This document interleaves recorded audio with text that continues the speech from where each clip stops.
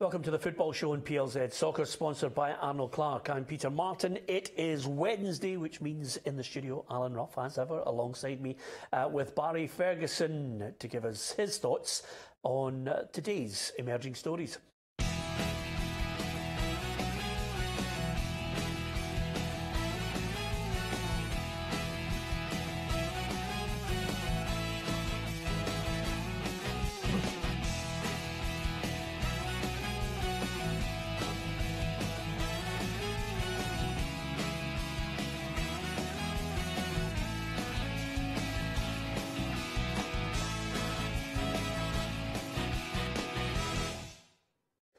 Yeah, lots to talk about. In fact, the one that caught us on the hop was no sooner were we talking about Jim Jeffries coming in last night to help Neil McCann than late in the evening, suddenly Neil McCann was sacked, Ruffy.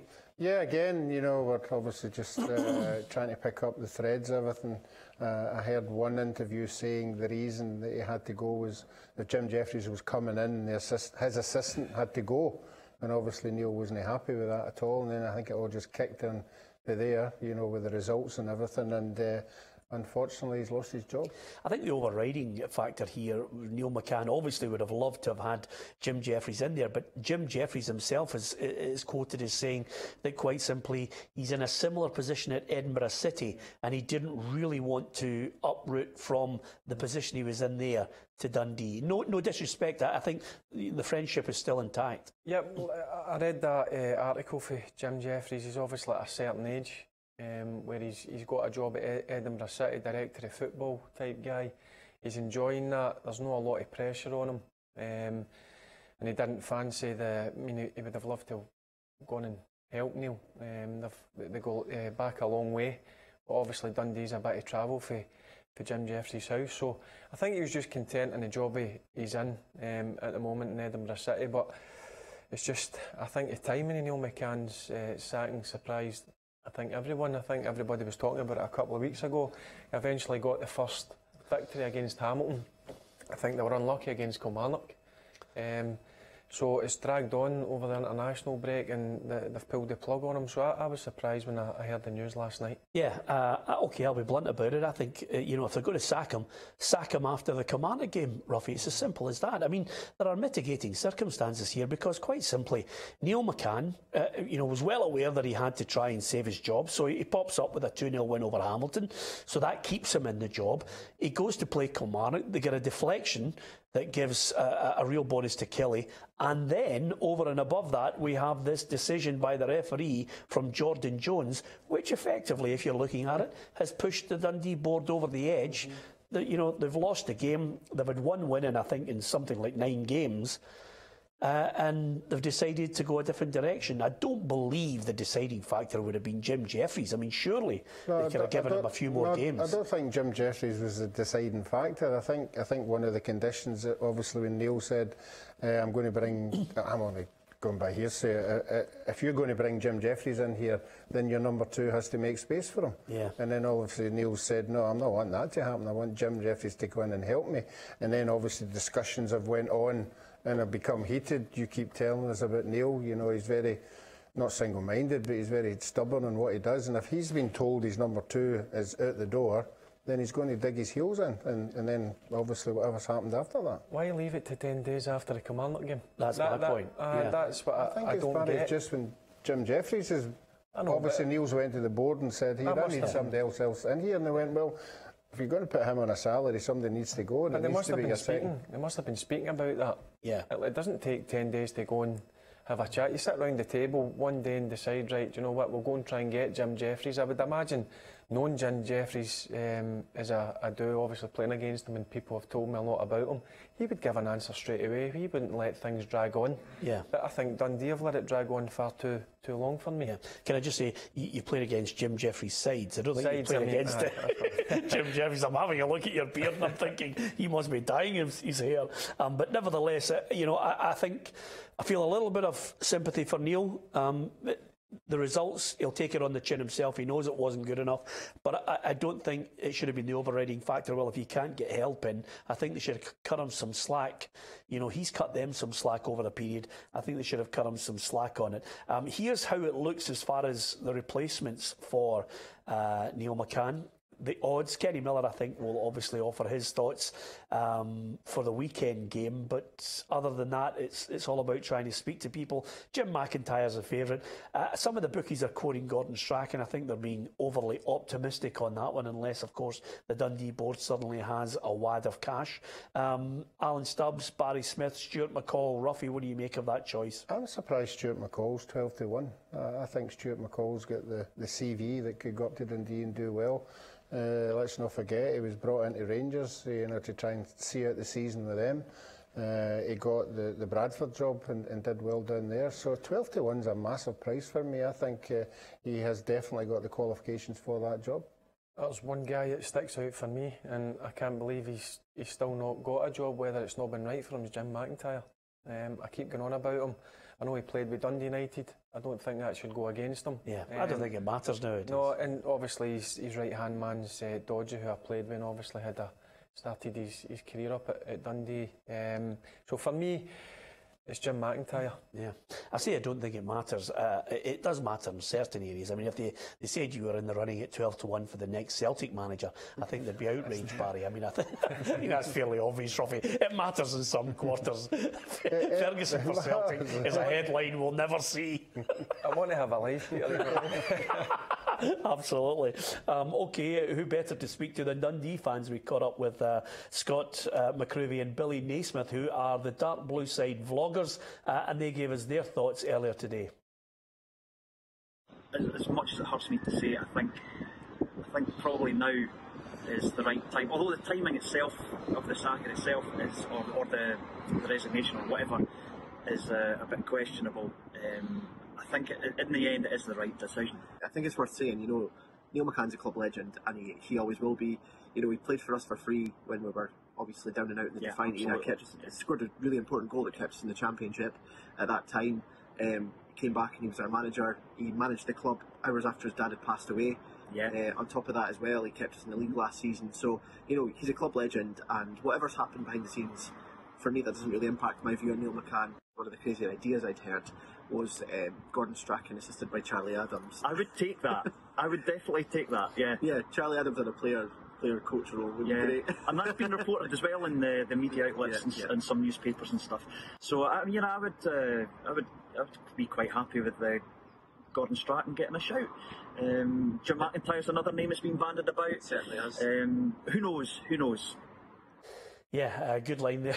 Good line from the guy saying Gordon Strachan with Charlie Adam backing him up there. I mean, it would take a fair bit of dosh. But I think, fair play to the two guys. I think they echo the sentiments of a number of Dundee fans, Ruffy. They remember Neil McCann as a player and, what he did, especially when he lost his dad. It's good that fans can actually look back and think, we don't forget those things that you did for the club. Yeah, and you have to say as well, he gave up a very, very good job. When Dundee were absolutely struggling down the bottom of the league, he went in there, and went on a wee run that took them out of that. I think the next season he ended up 9th. So yeah, I thought it's good that the supporters aren't really having a go at him, because he has been a terrific servant for the club, even as a player as well. Yep, OK.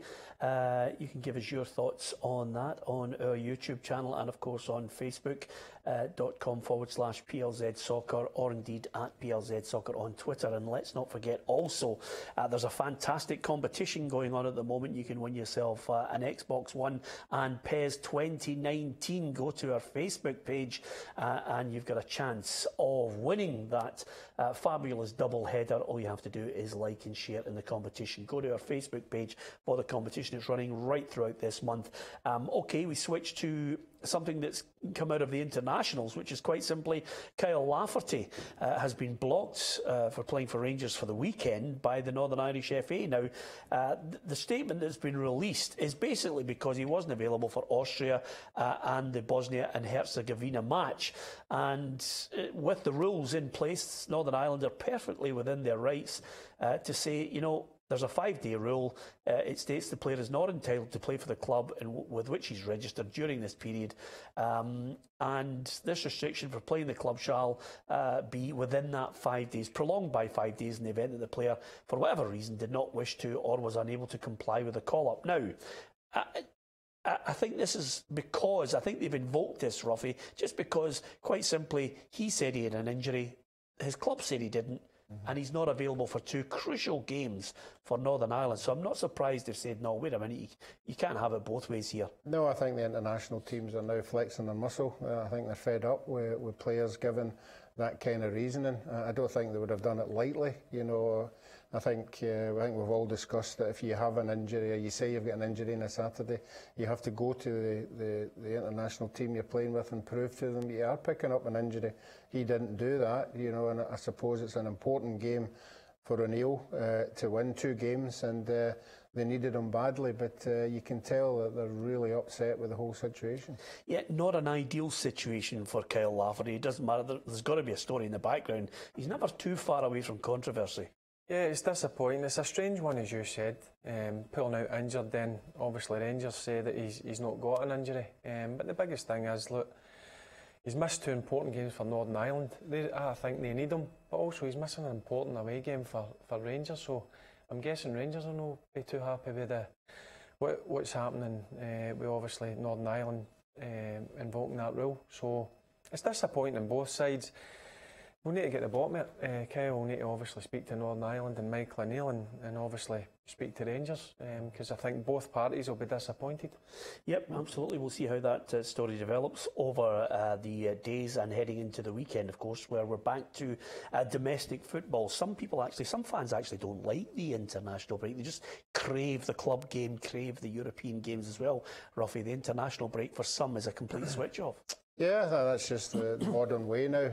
I think in days gone by, you know, there would be a full crowd at every Scotland game, you know, no matter who we were playing, but that's the way it is. You know, I think finances come into it as well. It's sometimes quite expensive to go to both games, particularly if you're taking the kids along with you. So people are picking and choosing what games they go to, and you can see that by the attendances at international level. Yeah, and it just shows you, by the way, depending on the group that you get in the international, the Nations League, or you know, European Championship qualifiers or World Cup qualifiers, sometimes it can determine the state of your country. Look at Northern Ireland.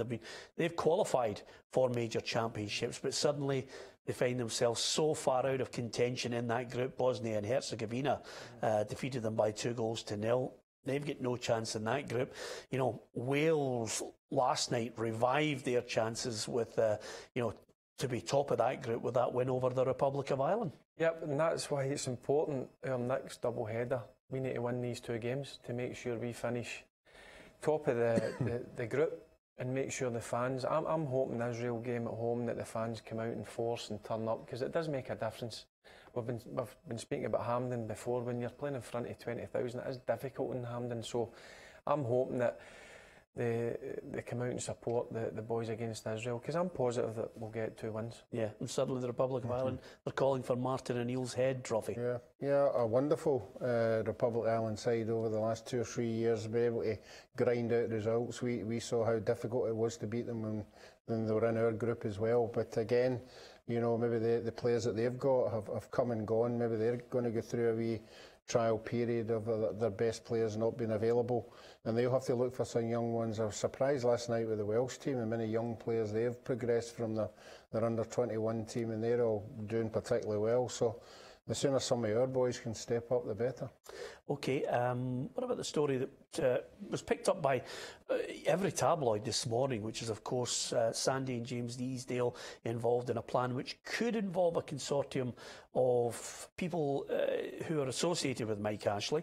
Derek Lambias, who was clearly, one of his right-hand men in the Rangers situation. But suddenly there's this plan to take over Morton and use it as a feeder club for English sides. A grand plan that maybe some would look at as visionary. Some people might frown upon it. What do you make of it, Ruffy? Well, the first thing that sprung to mind was as the owner, who's left in charge with his dad dying. Has he got the same enthusiasm as his dad had? maybe the deciding factor is he hasn't. Maybe he's just disillusioned by everything that's happened there and he wants to step aside. But certainly the Easdales go to most of the games. They were there when we played them. I don't see how Morton can be a feeder club, for clubs down in England. I really don't, unless you're going to start having the calibre of player that's playing for Morton that's going to be sold on. I can't remember the last Morton player who got sold on down to England. It just doesn't seem to be the kind of players they're attracting. It seems to be players that have been playing up here and plying their trade for the last 2 or 3 years. So an interesting one to see how they're going to do it. Yeah, I mean, it could be developing your own talent, which at times with the lower league clubs has proved to be a real thorn in their side. I mean, Falkirk get rid of their academy. It could be the situation where, maybe English clubs look to take some of their promising hot prospects and stick them in the Morton side for a season or two, and you get the experience. It's a two-way street here on this. Develop them, sell them on, or indeed take them from English sides. I'd be a bit anxious as the first thing I heard was they're selling the ground and moving somewhere else. That would have the supporters thinking. I'm not surprised with these deals because they're obviously from the area. Yeah. They've got a number of businesses down that area. But Ruffy made a good point. The guy that owned them, he was passionate. He's obviously he died and his sons took over, so you don't know if the sons get the same passion as the father had. So it was one of the ones I was always there was a wee bit at the back of my mind that these deals maybe come in and buy Morton, because one thing about Morton, they've always had a decent youth setup. Morton, they've always tried to bring through their own players, and I've seen them a number of times last season. There was a couple of good young ones playing in their team, so I can see it could, as you says, it could work both ways. Maybe sell the young ones on down there, down south, and maybe get ones that can get into the first team, bring them up and give them experience. Yeah, the key element here is there would need to be investment in Morton.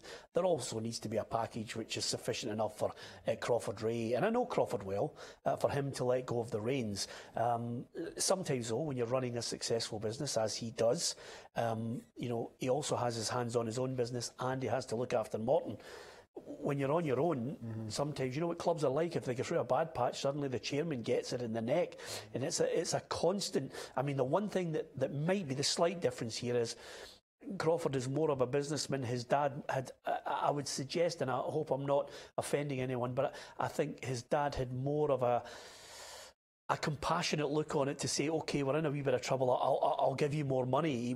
I mean, Douglas Ray bailed Morton out on more than a few occasions, Ruffy.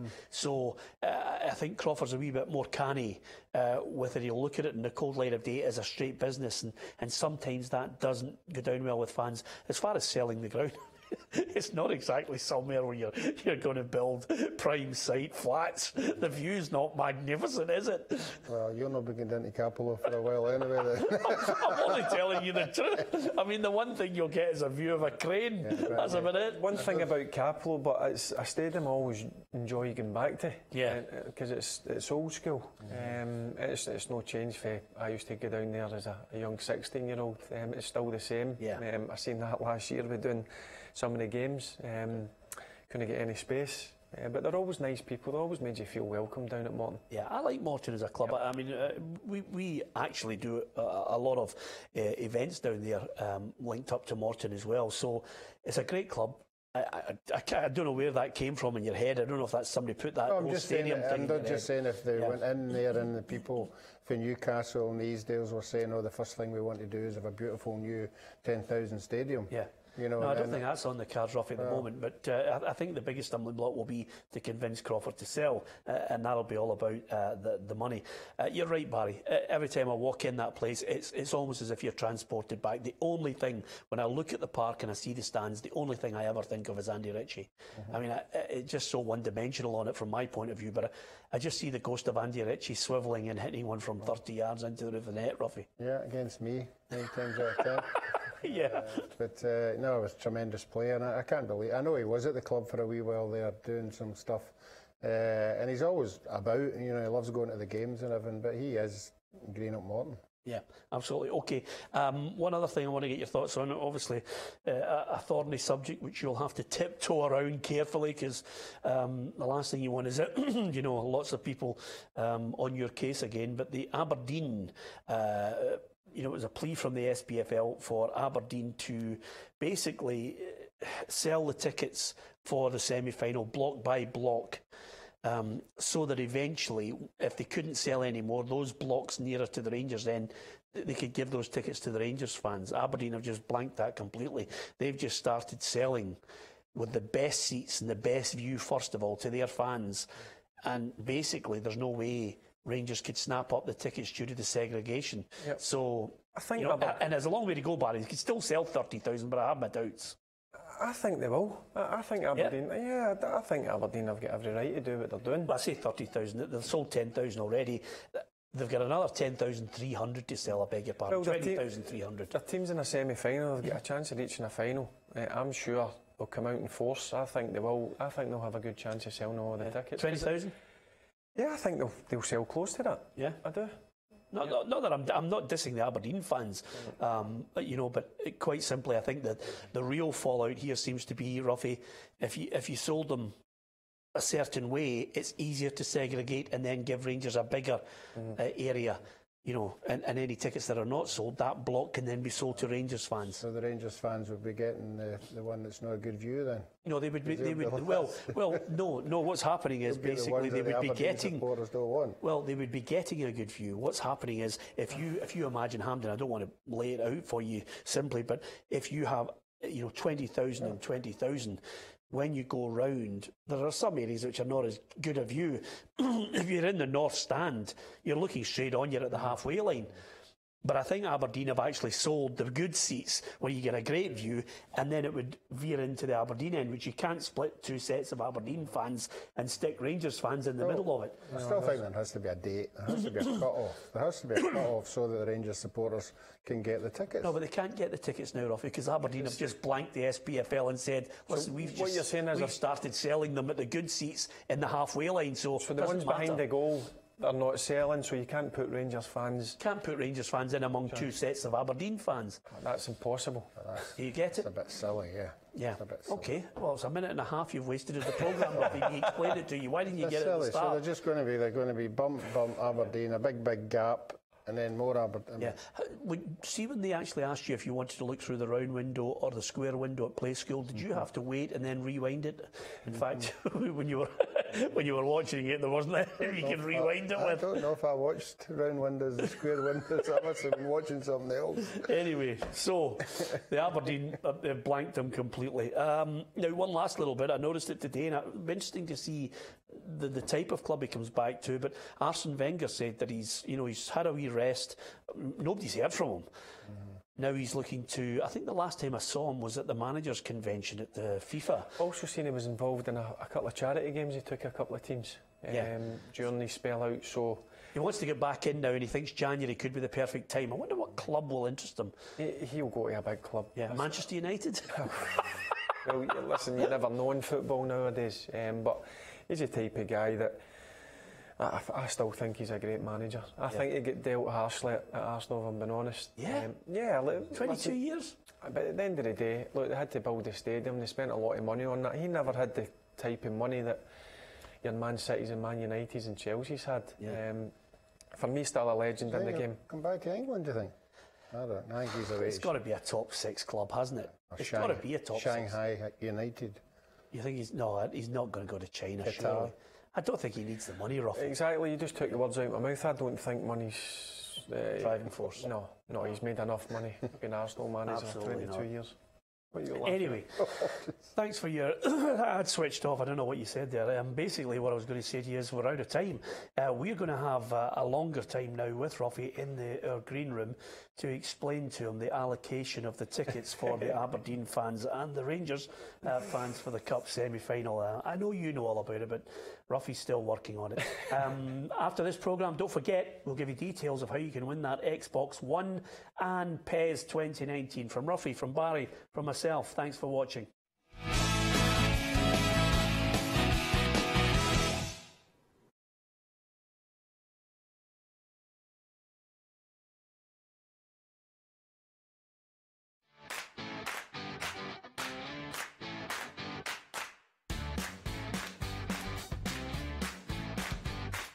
Welcome everybody to Barry and Ruffy's show here. We are going to play PES 2019. As you know, we have to select two sides. I have picked Coca-Cola from the Mexican League, and Barry has picked Barcelona. So both of us are very expert at this, so as you'll soon see that it's going to be very competitive, and let's see who wins. Right, let's go, let's kick off. There we go. Bang! Okay, that's right. Oh, there, just keep the ball, keep the ball. Where's Ruffy? Oh! Oh, it's an own goal!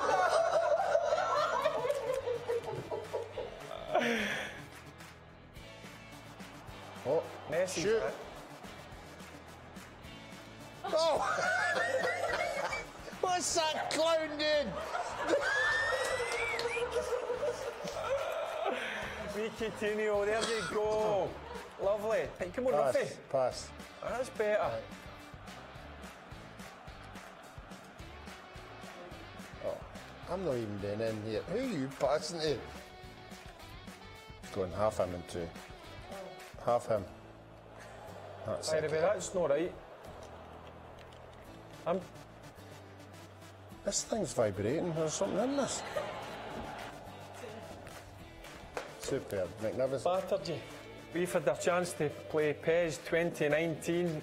Now it's your chance. All you have to do is like and share. For your chance to win an Xbox in PES 2019.